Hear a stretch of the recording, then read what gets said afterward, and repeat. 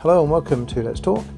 My name is George Kingsnorth and today's guest is WayneDenner, who is a technology entrepreneur. And in this episode, we are looking at the speed of change that is happening. If you like the films you're seeing, please subscribe on YouTube and also follow us on Facebook.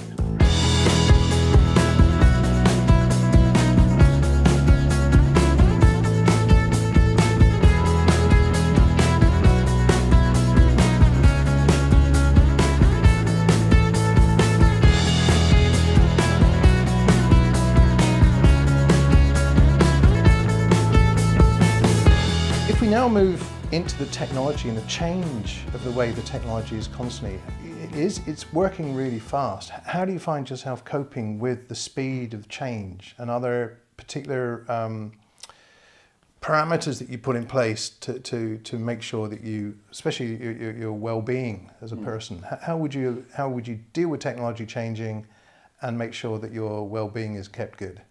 Yeah, I suppose to address the first part of that question, I think for me it's easier maybe than for other people because I've always got the technology, right? I've always kind of looked at the technology and thought, wow, I can use that for my business, or that's a great way for me to get a message out, and I've never been sort of blinkered or sort of closed in terms of a new piece of technology coming out, i.e. Snapchat, for example. You know, and I remember being on Snapchat 3 years ago, whenever it came out, or 4 years ago, whatever it was now, and people said, oh, it'll be gone in 12 months. And people said that, and I remember a lot of businesses saying that. And I'm like, no. This is going to be around for a while because this is where the technology is moving to. And the challenge and the opportunity for you as the business owner or the organization is to get in now and get in early and figure out how to leverage it and figure out how to use it. You know, when I was using Facebook, and trying to figure out how that was working, there was very few businesses on it because they thought, we'll still continue to do our traditional advertising. And that's not to say that traditional advertising doesn't have its space. More and more people are moving towards digital and spending a lot more on digital in terms of their digital ad spend and their overall collective advertising spend. So I think it's easier for me than maybe some people. That said, if you're in marketing or if you're in communications or if you're in this space or you run a business, you have to be open to be using these tools and using these technologies. And what you have to be prepared to do is continue to learn and continue to invest. And I think that's really, really important. And getting your own skill set up to a level that you're comfortable with using these things. Today, I still people who are shying away from using video. Get yourself out there, get on a camera, come and sit on an interview like this and, get your sort of confidence built up. That's really, really important because, in 2020, I think 80% of all internet traffic is going to be video, right? So again, when I heard about video, I got completely so excited about it and go, right, how can I produce video on Facebook? How can I do these things? And again, I experimented, right? So that's really, really important that people experiment. They keep their ideas open. And they're willing to experiment is really, really important. And that's the sort of key I've always found, and try things out.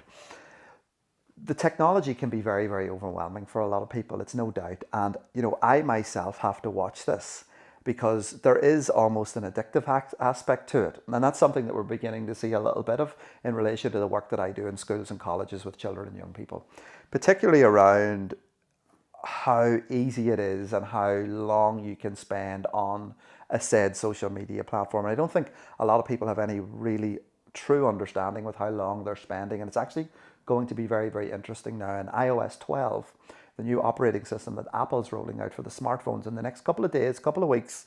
You're going to be able to have timers where you're going to be able to go in and see how long you're using your smartphone for per day, how long you're spending on Facebook and Instagram and some of these other social media platforms. So that'll act as a wake-up call for some people because the technology can take over. It can also start to impact relationships because we're now losing the art of face-to-face communication because we're now doing it through a device. And I think that's something that schools in particular need to be focusing on. And I think it's interesting that we're hearing a little bit of a debate now starting to happen of should smartphones be banned in schools? And this is a very, very interesting debate to be happening at the moment because I believe that not allowing smartphones to be used in schools is an opportunity for children and young people to disconnect, but also it's an opportunity for them to focus on those really important communication skills that you're developing at that time, where you're learning how to communicate with one of your peers, or you're communicating with a teacher, or you're getting up there and you're doing that presentation in the school. This allows children and young people to disconnect. And from my point of view, it's something that I've had to work hard at, switching my phone off at night at a realistic time, where I'd be using my phone till 11, 12, sometimes 1 o'clock in the morning, responding to emails, responding to instant messages. And that had a knock-on implication on my sleep pattern. I was getting up the next day, I was tired, I was frustrated. All of this had a knock-on impact on other aspects of my daily life. So a couple of things that I started to do was turn off the phone at 10 o'clock at night. Don't use the phone as an alarm clock anymore. Go to Argos and buy a bog standard wind-up alarm clock and use that, which has become very, very useful. And for me, that's worked really, really well. Even investing something like the Apple Watch, now that I don't have to check my phone just as often, as much every day, the notifications will come through on my phone and I can look at it really quickly and go, I don't need to address that right at this time, or I can snooze that for later on. I can come back to it at a later date. You're not constantly pulling out the phone, because what happens is when you take out the phone, it's almost like going down a rabbit hole. You get sucked into all of these other things. When I flick my watch across, the rabbit hole doesn't happen. The rabbit hole effect doesn't happen, because I can't get on to the platform and start to spend excessive amounts of time on it. Whereas if I take out the smartphone, I go down that rabbit hole.